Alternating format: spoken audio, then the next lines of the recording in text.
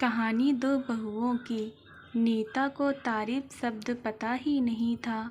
घर के सारे काम वह एकदम सही सही करती थी। खाना बहुत स्वादिष्ट बनाती थी, लेकिन फिर भी आज का खाना अच्छा था।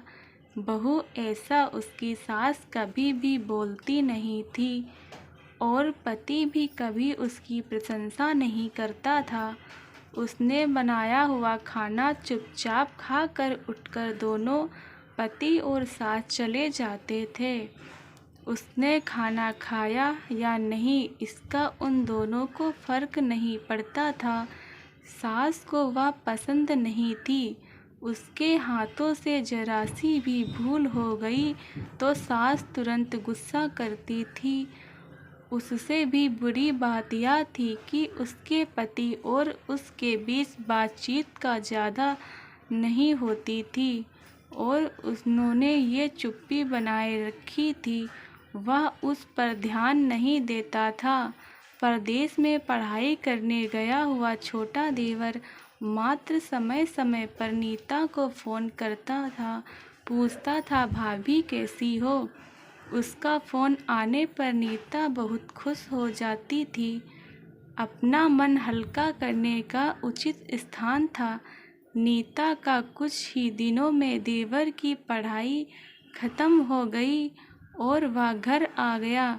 थोड़े समय के भीतर उसे एक अच्छी नौकरी भी मिल गई। नीता को बहुत अच्छा लगा।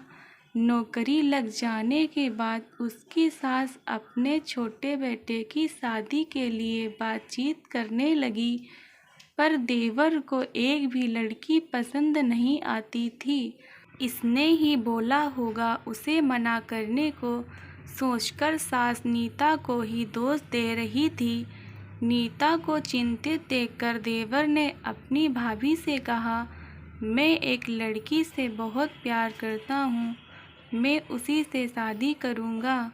उसने जिद की। देवर जी, यह बात पहले बतानी चाहिए थी ना। नीता ने ये बात अपने पति के कान पर डाली।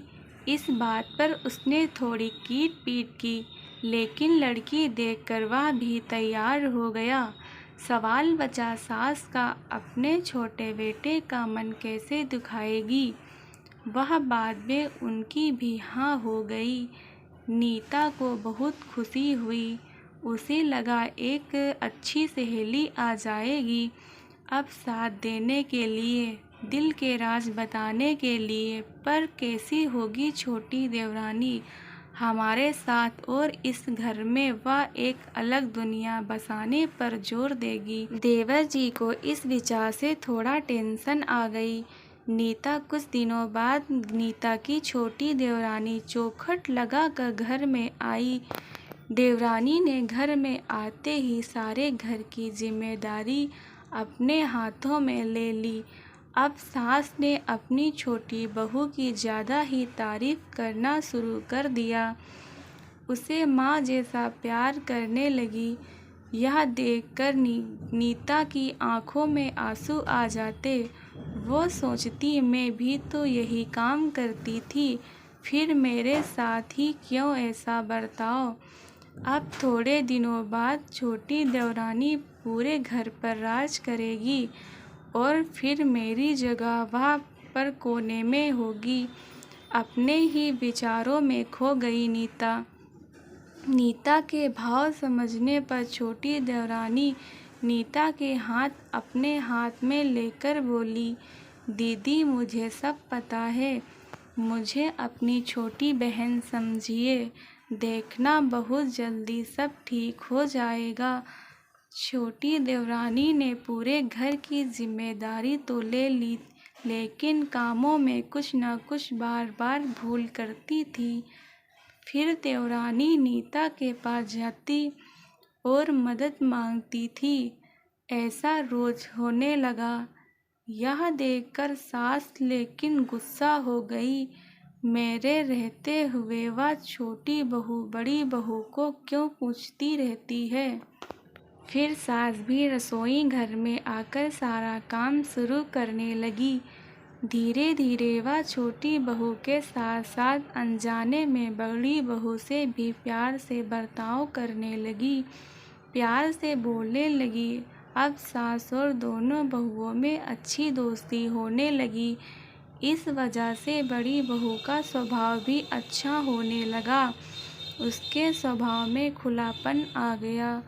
सास भी दोनों के साथ कभी शॉपिंग तो कभी फिल्म देखने जाने लगी। वो अपनी दोनों बहुओं को समान प्यार करने लगी थी। इस वजह से वह घर का माहौल हंसता खेलता हो गया। इसके अलावा अपने भाई और उसकी पत्नी को देखकर नीता का पति भी उसके साथ अच्छा व्यवहार करने लगा। यह देखकर छोटी बहू बहुत खुश हुई। दीदी, घर पर पहले आप ही का हक था। ऐसा बोलकर छोटी बहू ने पूरी घर की जिम्मेदारी अपनी जेठानी को दे दी। साल भर में नीता के देवर को अच्छे वेतन और बड़ी पोस्ट पर स्थानांतरित किया गया। अब छोटी देवरानी भी अपने पति के साथ परदेश जाएगी और मैं फिर अकेले रह जाऊंगी। इतना ही नहीं, इतने सालों बाद सास का व्यवहार जो इतने सालों बाद बदल गया था, वह फिर से वही हो गया। तो इस विचार से नीता डर गई। देवरानी की नीता को इतनी आदत हो गई थी कि उसके बिना घर काटने को दौड़ता। देवरानी के आ जाने से घर का माहौल बदल गया था। वह भी ऐसी खुशमिजाज और ऊर्जावान जैसा के नाम से पता चलता है। यह देवरानी की हालत भी कुछ अलग नहीं थी।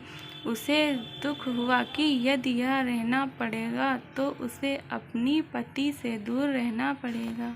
नीता के देवर की जाने की गड़बड़ और देवरानी मात्र के कारण नीता सोच में पड़ी। अंत में उसने देवरानी को पूछा तो देवरानी ने जवाब दिया कि दीदी, मैं सारा दिन नए स्थान पर अकेले रहूँगी। उससे अच्छा मैं यहीं हूँ। आपके देवर को बोला है मैंने, शनिवार और रविवार की छुट्टियों में आप ही यहाँ आ जाया करें। मैं भी उनके साथ जाया करूँगी बीच बीच में। थोड़ा बदलाव के लिए उस पर वह बोलते हैं कि 6 महीने में वापस ही बदली कर लूँगा। मैं अपने पति की नकल करके देवरानी बोली और छोटी देवरानी भी हंसने लगी। अपनी आंखों के आंसू पोंछते हुए नीता बोली, छोटी, यह दिन वापस नहीं आने वाले। जाओ तुम अपने पति के साथ। उनके साथ भी तो कोई होना चाहिए ना। दीदी, आपने मुझे बड़ी बहन का प्यार दिया, वैसे ही भैया के रूप में एक बड़ा भाई मिला। यह भरा संसार छोड़कर मैं कैसे जाऊं? वहाँ अकेले मन नहीं लगेगा। 6 महीने का तो सवाल है, वह आते रहेंगे। यह सुनकर नीता ने अपनी देवरानी को खुश होकर गले लगाया। तभी देवरानी नीता को बोली, अपने पति के साथ एक अलग जीवन बनाने में समय नहीं लगता। अपनों में रहकर पति की प्रतीक्षा में ही आनंद है। दोस्तों, 2 अलग अलग घर और ससुराल से आने वाली यह लड़कियां अपने नए घर के लिए सब कुछ करती हैं। पता ही नहीं चलता कि कब एक दूसरे की आदत हो जाती है। सच में देवरानी जेठानी का रिश्ता बहनों से कम नहीं होता है। दोस्तों, कहानी अच्छी लगी हो तो चैनल को सब्सक्राइब करना ताकि अगली आने वाली वीडियो का नोटिफिकेशन मिल सके। धन्यवाद।